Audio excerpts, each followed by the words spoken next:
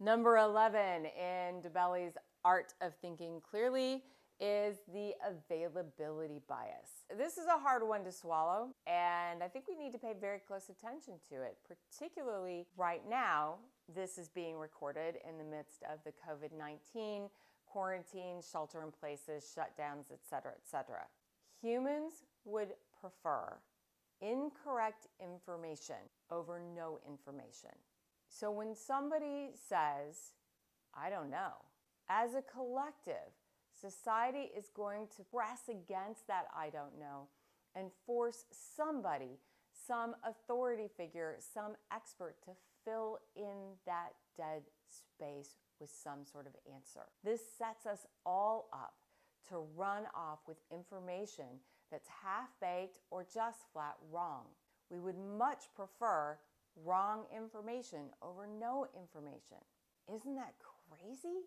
And to boot, we'll take wrong information that's repeated frequently, i.e. social media, Instagram, tweets, the news, Reddit, you name it. If a piece of incorrect information gets repeated often enough, and particularly over a significant amount of time, and that time doesn't have to be measured linearly, it can just be I've heard it a million times in 2 days, I'm going to hold that information in my brain much more accessibly than I would hold information that scientifically I may know to be the contrary, but I've only heard it once by comparison. So if you hear wrong information often enough, loudly enough, and from enough sources, your brain is going to go, hey, check that box as fact, even though logically you may know better.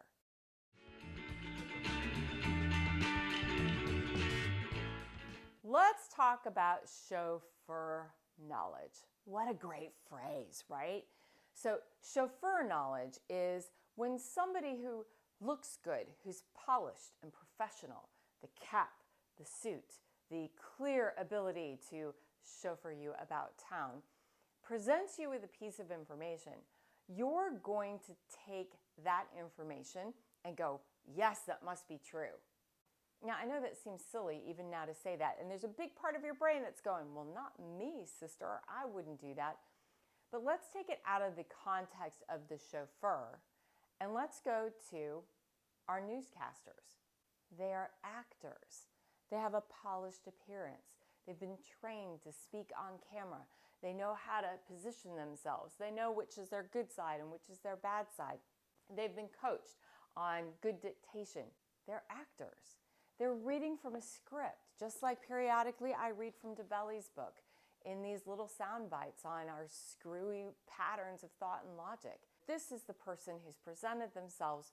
We have an affiliation with this person emotionally, and they seem to know what they're talking about.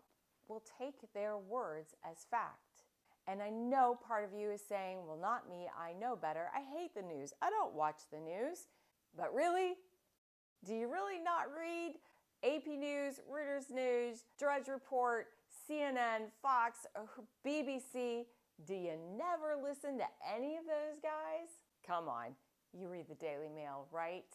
It's a reality of who we are as human beings. What you resist persists. If you're unwilling to acknowledge that chauffeur knowledge has its place in your brain, then you're going to be absolutely incapable of arguing against it and looking for facts.